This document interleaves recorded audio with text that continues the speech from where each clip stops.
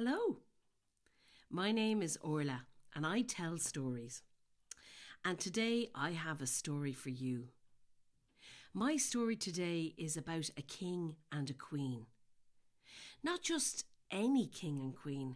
This king and queen were the coolest king and queen that you could ever wish for.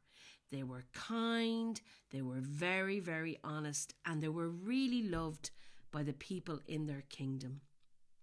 Now, they'd ruled as king and queen for a very, very long time. So they thought about maybe retiring from being king and queen, even if they were the best king and queen. You see, sometimes they would sneak away to their little cottage by the sea and they'd go surfing. And they loved to go surfing. And they thought that maybe they could retire and surf every day. Not right away, though. They had to find the right person to take over their job. You see, back in those days, a king and a queen would usually pass on the kingdom or the queendom to one of their children. But this king and queen didn't have any children. So the word went out that they were looking for somebody to move into the palace and take their jobs.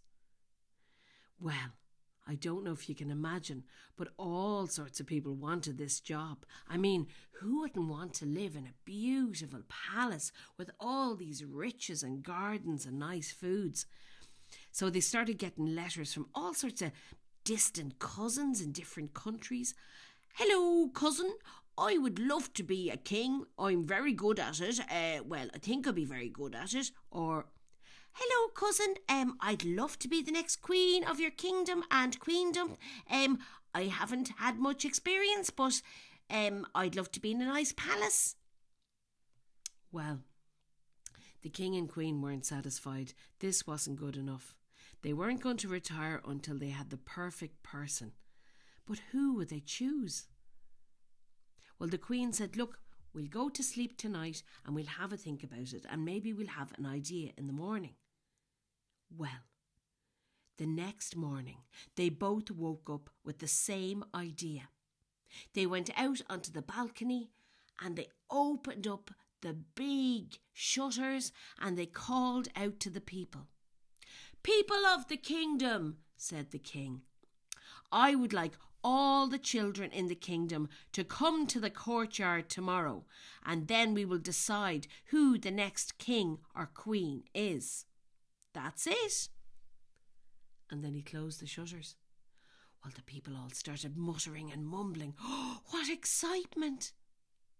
Well, the next morning, the queen woke up and she opened the shutters and as far as the eye could see, all down the hill into the village was a huge queue of children. Well, children with their parents giving them a little push, because everybody wanted their child to be the next king or queen or prince or princess, and everybody wanted to move into the castle with their children. Anyway, the king and queen gathered everybody in the huge courtyard, and the king had a big bag in front of him. And he reached into the bag, and one by one he picked out 3 seeds, and one by one he handed them to every single child in the kingdom. Well, there were hundreds of children. Hold these carefully, he said, and they did. Now, I want you to take these seeds, I want you to go home, and I want you to care for them as best as you can. And at the end of the growing season, you come back and show me what you've grown. And the one that pleases us the most, and he pointed to the queen, will be the next king or queen or prince or princess of this kingdom, and we will bring you into the castle and show you how everything works, and when we retire it will all be yours. Well, there was a great buzz of excitement, and everybody went home immediately, and you could hear rustling of pots and digging of soil. And it was this way for the next days and weeks. In fact, people began to draw their curtains so other neighbours couldn't see what special thing they were growing. And then people began to build fences up around the side of their house so nobody could peek in and see what kind of a special plant the other person was growing. There was lots of hammering and digging and bashing and whispering.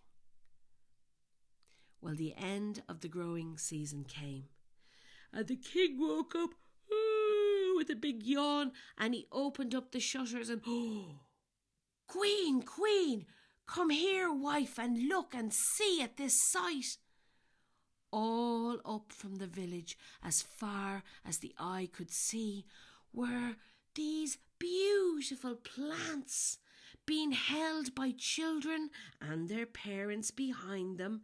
Some of them were orange and green and looked like little bells. Oh, and there was tall ones that were purple and white flowers, and they looked like mountains. And there were trees, little tiny trees, and every child was holding the pot very carefully, and their parents were behind them, edging them along. Well, the king and queen opened the courtyard, and the children came in, and one by one the king and queen inspected the plant. The king looked down at the first one. It was like a dragon with blue leaves. Said the king, shook his head. Next. Well, the next child came along with a beautiful plant that had colours like this. There was pink and blue and little bits of brown and purple. It was lovely. Said the queen.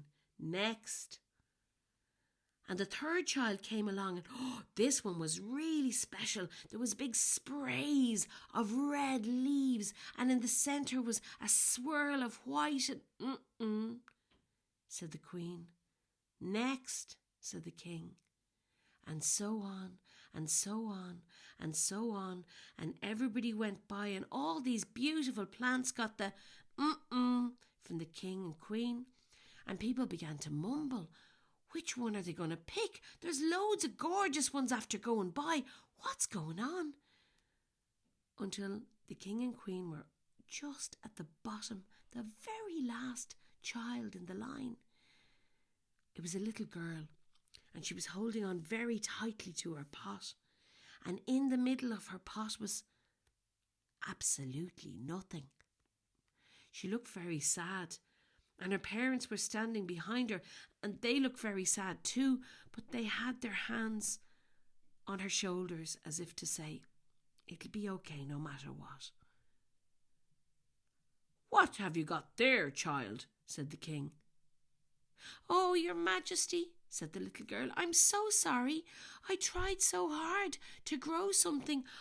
I watered the seeds and I made sure they had loads of sun, and I protected them, and I took them out in the garden, and I even sang to them at night, but nothing has grown, your majesty. I'm so sorry. Stand up, child, said the king. What is your name, child? Said the queen. Oh, and the little girl thought she was in trouble for not growing anything at all. My name is Lunaria, your majesty. The queen smiled. She looked at the king. The king smiled back too. Well, Princess Lunaria, you are very welcome to the kingdom. You will be the next ruler. What? She was in shock. The little girl was in shock, but everybody else around was really in shock with these beautiful flowers and all these gorgeous colours, and people were mumbling, and people wanted to ask the king, I suppose you're wondering why we chose Lunaria, said the king. Everybody nodded. Well, that day when I summoned you all here and I gave you 3 seeds, this bag of seeds had been boiled in salted water for 5 hours beforehand. No plant could grow from these seeds. Yet all of you somehow have managed to produce these beautiful plants out of seeds that could never grow. If I didn't know better, I might think you were all cheating. And some people looked away, and some people put their head down and began to kind of edge their way towards the door. And Lunaria's parents smiled. And she smiled because she understood. She had told the truth. She'd been honest. Those seeds could never grow anything, and the king and queen needed the next ruler of the kingdom to be honest. So they welcomed Lunaria and her parents into the palace, and they gave them their quarters, and they gave them anything they wanted. And every day they would show Lunaria different things about how to run the kingdom, until a few years later it was time for them to retire to their surfing cottage by the sea. But before they left, they had one last surprise for her. They brought her out to the garden, and all around the garden were these beautiful purple flowers, the most beautiful flowers you've ever seen. "We've named them after you," said the Queen. "These from now on will be called the Lunaria flowers, the flowers of honesty." And Princess Lunaria went on to be Queen Lunaria, and she ruled the kingdom with wisdom and honesty. And you can still see these flowers in loads of places. Lunarias, the flowers of honesty. And that's my story.